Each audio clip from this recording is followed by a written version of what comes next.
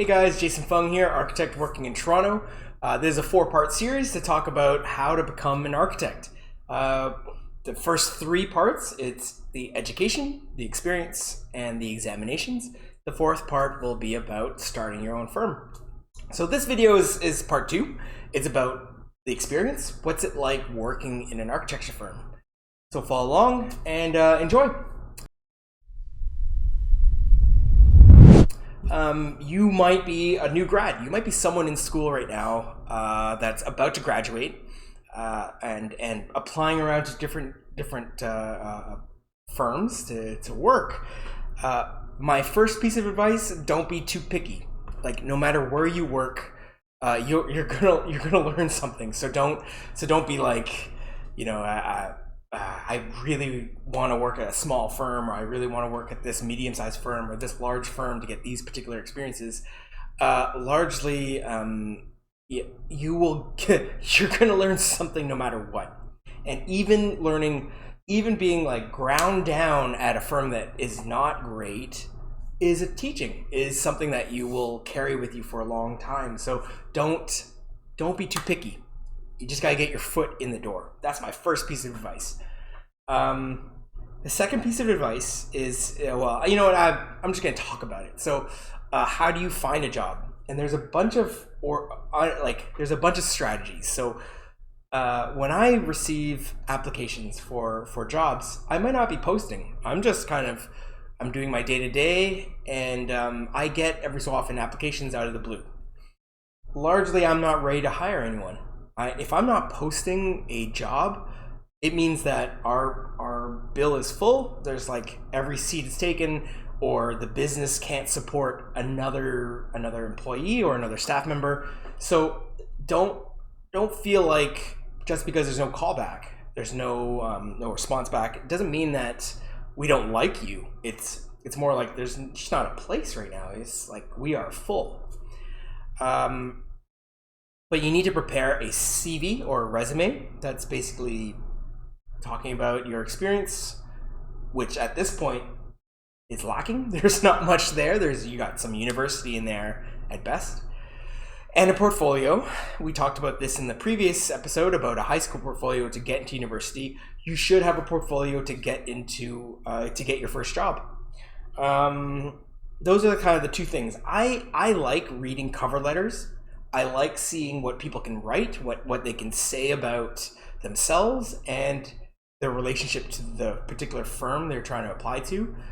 Because hiring is tough. Finding good people is tough.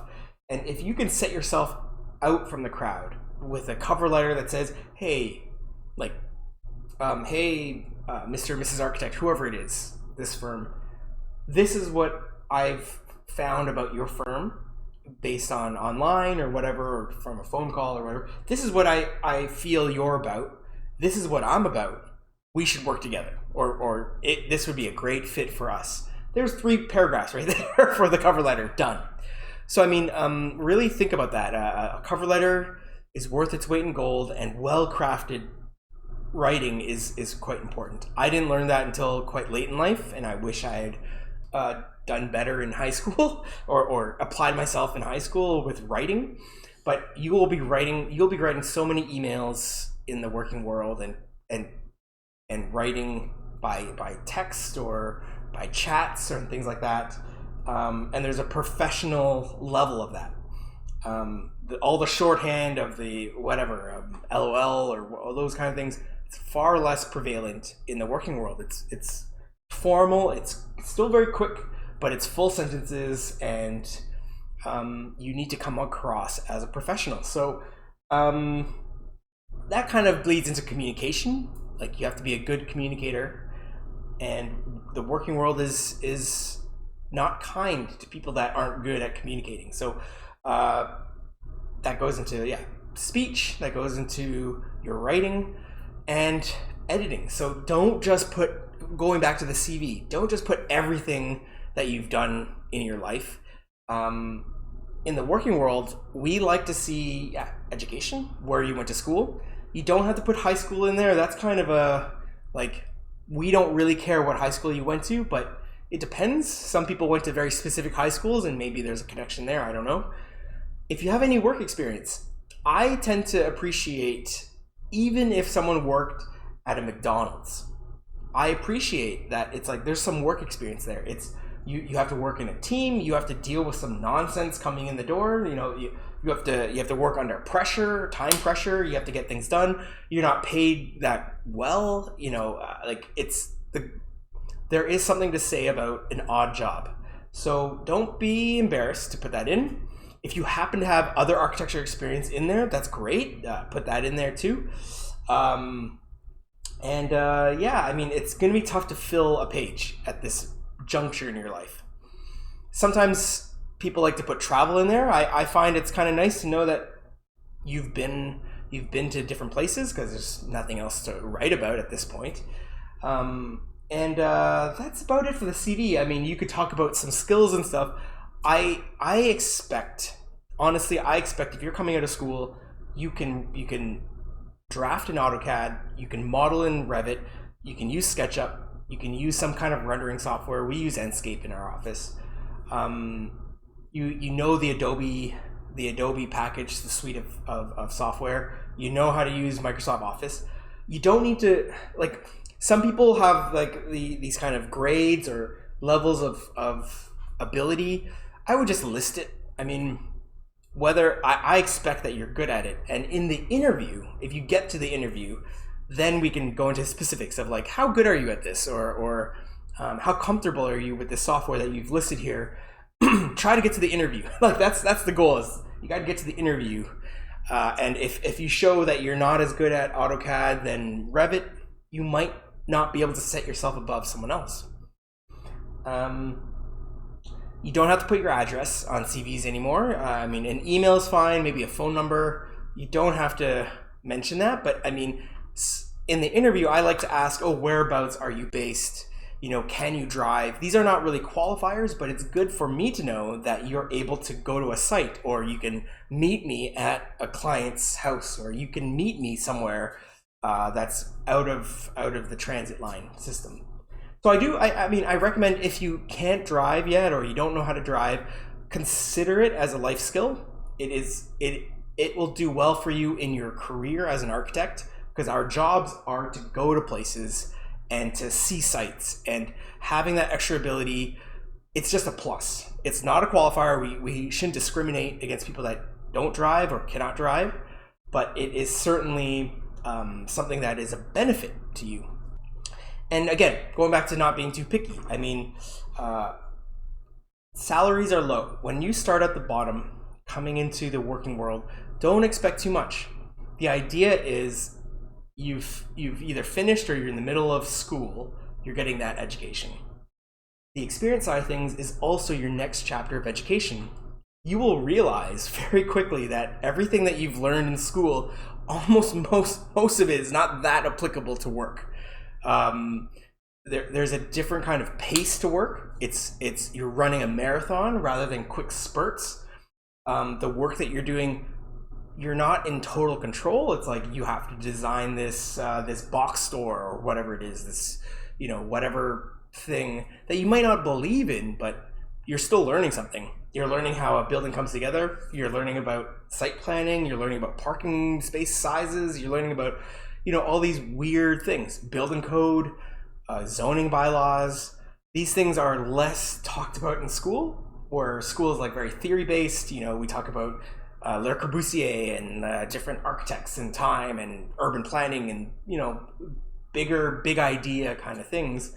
When you get into the working world, all of a sudden you're drafting some wall sections and you're doing some interior elevations of bathrooms, or it's not the most exciting thing, but if you work hard and you get good at it, then you progress to the next thing and the next thing, and then all of a sudden your superiors might be like, here's a house, we need you to design something, let's see what you can do. Or here we have a condo, please lay out some suites.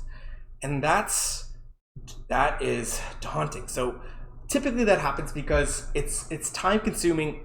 Let's say the condo, the Toronto condo, there's so many bad layouts out there. I don't want to throw any kind of firms under the bus, but as a business, like the principal might get the original, the principal architect might get the shell, or do the initial kind of sketches, but it gets handed off, and that gets handed off and handed off down to a junior who it's like, we need you to lay out 300 units in this building. Go. It needs to be around this size. It needs a bathroom. Some units need one bathroom. Some units need two bathrooms. Some needs like 3 bedrooms, There's a mix of units. And it gets down the line because like labor is more expensive at the top versus this kind of droning task. We hand it off to a junior, and that's partially a reason why there's a lot of really poorly designed condos, units where there's these like long hallways that goes into dead end corridors and things like that. There's a whole fire safety thing about that. But anyway, you might have to be like doing suite layouts, but don't let, at this point, you might have been working somewhere for, a few years or maybe 1 year or whatever it is. My recommendation is not to forget the things you learned in school, to take a step back, to be like, what am I doing here? Am I picturing myself in the space? Because up until this point, you might be just doing technical things. You might be just doing like wall sections or certain details, like little parts of a working drawing set. All of a sudden, if you get a macro thing, then it's like, okay, what's this like? What does this corridor feel like to get to that door? That's, there's something horrifying about a door at the end of this hallway. How do I craft an experience that doesn't eat into the efficiency of a building, but just makes it a little less horrifying? That's when you tap into the education side of things, and you might be rusty, and that's part of it too. Is not forgetting the things you learned in school, because working, it is a 9 to 6, maybe 8:30 to 7. It might be long hours, it might be 8 to 8. Some firms, typically the smaller firm, you'd be working longer hours in theory. Not always the case though. It depends on who the principal is and what they believe in terms of that. And there is this kind of grindingness to work. You're going to be working long hours to gain these skills to be able to put buildings together. And for the longest time for me, I didn't know what I was doing. It was like I was drawing stuff, but I didn't really understand why I had to draw it this certain way, until and the architect I'm under or the detailer I'm under, they're like, no, you need to draw it this way. And I'm like, okay, I'll do it. And then they would present it to the client or the consultant, and then I'll be like, oh, I see. Of course, we need this drive aisle for a fire truck or something. I didn't know that, but it's the best if you can shadow someone. If there's a firm that's willing to have you sit beside a senior, then you get that firsthand experience. That's the best. But not everyone's that lucky. Some people, depending on the school you come out of too, you get not pigeonholed, but certain schools are a little more theory-based or a little more design theory-centric. And so in a firm, they'll be like, oh, well, we're going to put you on schematic design, the early design phase of figuring, these 3D renderings out to present to a client. Some schools are a little more technical. So when you come out there, they might be, oh, we're going to put you on wall sections, construction documents, those kind of things, and you're working on those technical things rather than the front end early design work. In either case, you're still learning something, and there's benefit to both. But then after 1-2 years of that, like, you got to find some change. You got to find a way to get to know the other side of things, or the other parts of the practice. Because the worst thing you can do is just be really good at one thing. And if you want to become a full licensed architect down the line, if you're only good at one thing, you're going to be in a little bit of trouble. On top of that, there's also the business side of things. There's economy. Just the economy goes up and down. And you want to be as resilient as possible in this world. And so if you're able to do many, many things, that just makes you that much more valuable in the working world. Pay. So we can go into compensation. Back in my day, I think my starting salary was, $32,000 a year, something like that. And that was, a few decades ago. Let's not talk about that. But I think starting out, a new grad, maybe $20 an hour, maybe 40 grand, maybe 50 grand in that zone. So like $20 to $25 an hour ish at most, I think. But I mean, you have to get a read on it. So some bigger firms, typically bigger firms, have money to be able to throw around to like hire people in and say, okay, here's a living wage, $30 an hour, $60,000 a year, or whatever it is. Depends where you're working as well. This is for Ontario specifically, or Toronto, should I say? But some places they're like, it's a small firm. It's like I can pay you $18 an hour, like that's all I've got, and it's a tough business, and don't take it personally. Like it's like, if you want to work at this small firm to learn this certain thing, then you got to bite the bullet. And it's like, that's as much like the offers on the table. It's for you to take or not. Don't be insulted like that. That's what I recommend, especially for the opportunity. It's more important to get your foot in the door, to learn something from that firm. It's not going to be the last firm you work at, potentially. So, yeah. If you're already through this, I mean, you might already know this. If you want to make money, architecture is not the profession for you. Like, this is not a life endeavor that is lucrative. This is a life endeavor that is gratifying in a different sense of just, you're designing things for people's lives, for people's well-being, for whatever it is. There is this pride of the work that's incredible, but money doesn't really come easily in architecture. It's partially culture. Like, I can go into this as well, but like Canada and North America, our design culture isn't that strong. People don't realize that if they have a construction project, the first thing they should do is hire an architect.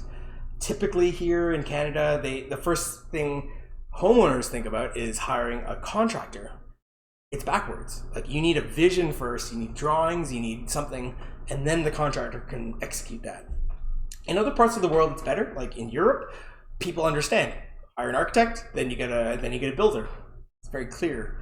It's a little harder here. So because of that, it's not as valued, or the value system is a little bit lower in this country. So this is not a profit-driven endeavor. Certainly with my practice, money in, money out, it's like profits are tough. They're really, really tough. So just be aware of that.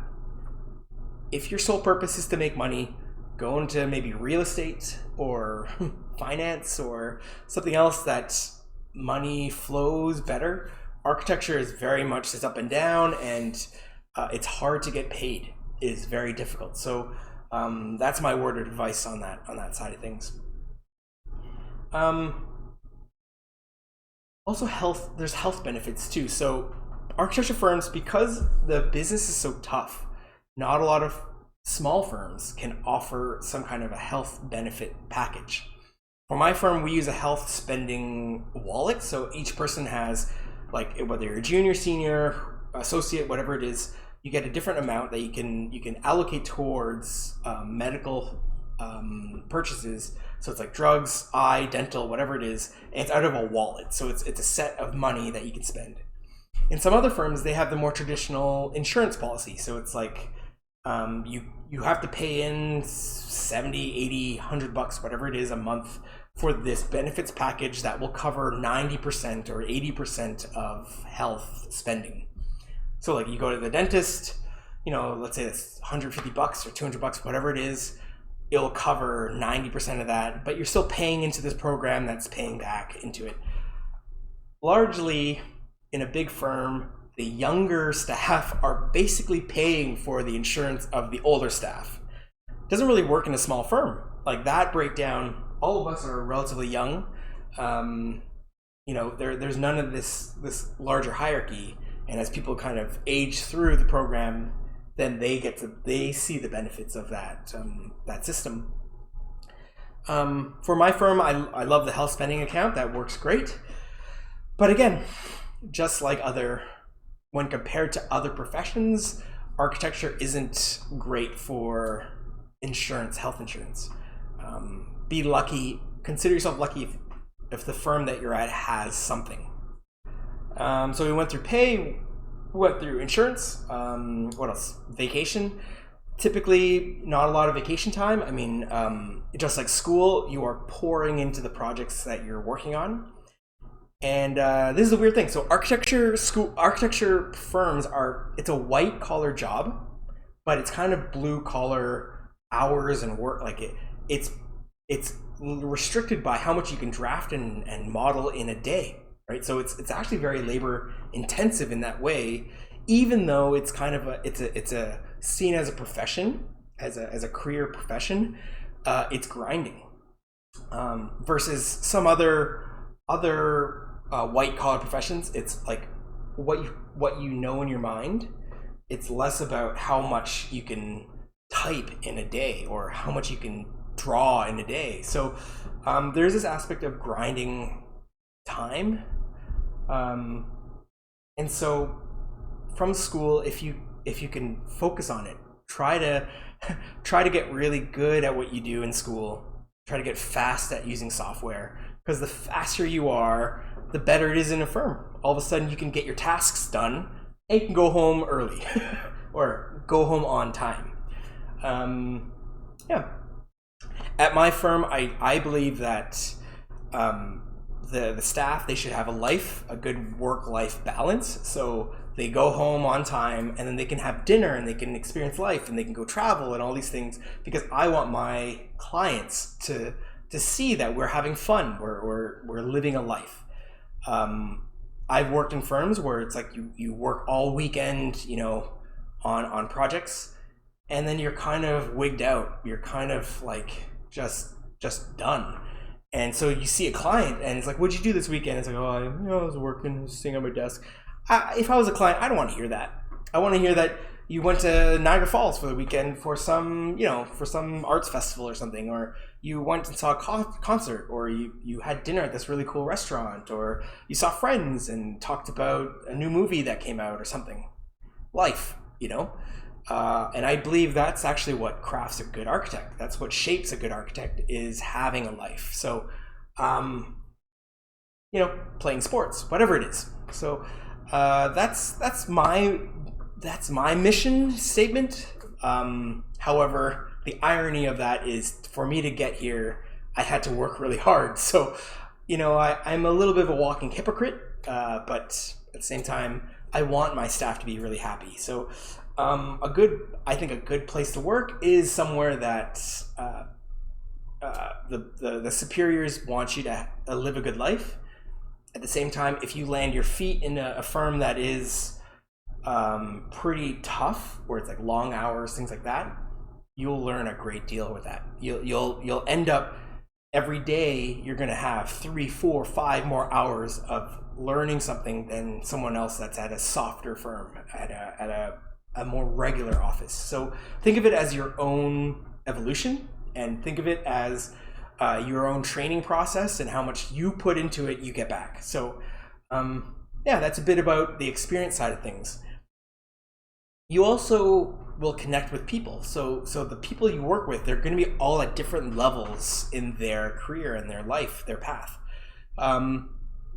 If there's an older person in the firm that it's like, they really drone on, or they tell their stories and stuff, your attitude, I believe, should be, I could learn something from this person, or there's some great things, there's some great experiences from this person that I should really listen to or be exposed to.